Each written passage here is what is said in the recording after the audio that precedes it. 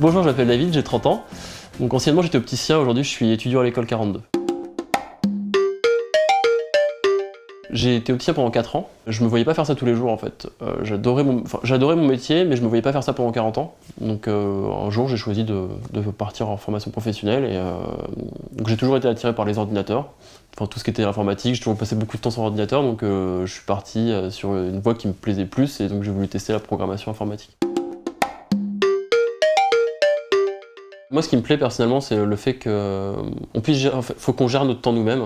On n'a pas de professeur en fait. L'école est faite de telle façon que on fait quasiment tout entre étudiants. On apprend entre étudiants, on se corrige entre étudiants. On passe notre vie là-bas, donc forcément, il faut créer des liens. Et moi, c'est quelque chose qui me plaît. On n'est pas cantonné à faire tous les jours la même chose. On peut très bien un jour aller faire de l'infographie, un autre jour partir sur de l'algorithmie. C'est ça qui est bien en informatique, c'est que le domaine est très très vaste en fait. Il y a énormément de thèmes différents. On manque, je dirais, en France de 200 000 développeurs, donc forcément on a des profils recherchés. Ne serait-ce que quand je me suis inscrit sur LinkedIn, donc quand j'ai commencé ma recherche de stage, en quelques jours j'avais plusieurs dizaines de propositions. Même aujourd'hui, je recherche plus de stage, je reçois quand même des demandes de certaines entreprises qui me demandent si je connais des gens dans l'école qui cherchent un stage eux. Donc bien sûr que le profil est recherché.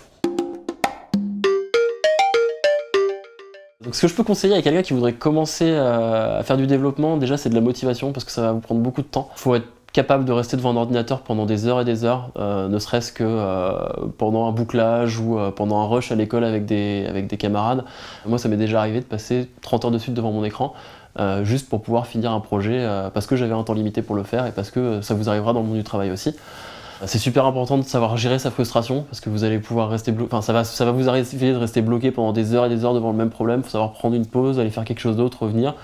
Et un petit plus, je pense que, enfin, un petit plus, en tout cas pour moi, c'est quelque chose de super important, mais je pense qu'il faut savoir, enfin, faut réussir à faire que le développement pour vous devienne une passion, de pouvoir vous reconfronter à la connaissance. De toute façon, la technologie, c'est quelque chose qui évolue très vite, donc le métier de développeur, c'est quelque chose qui évolue très vite. Il faudra vous reconfronter très très vite à de la connaissance. Donc apprendre à apprendre vite, en fait. Moi personnellement c'est ce qu'à 42 ils nous enseignent, mais c'est quelque chose qu'il faut vraiment savoir faire, quoi.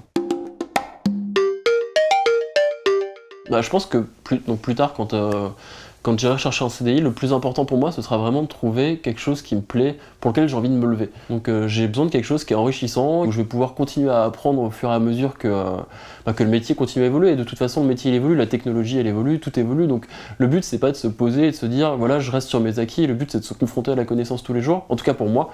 Et je pense que pour beaucoup de développeurs c'est aussi le cas, ils veulent faire quelque chose qui leur permet de pouvoir continuer à apprendre en fait, d'avoir des missions qui sont intéressantes.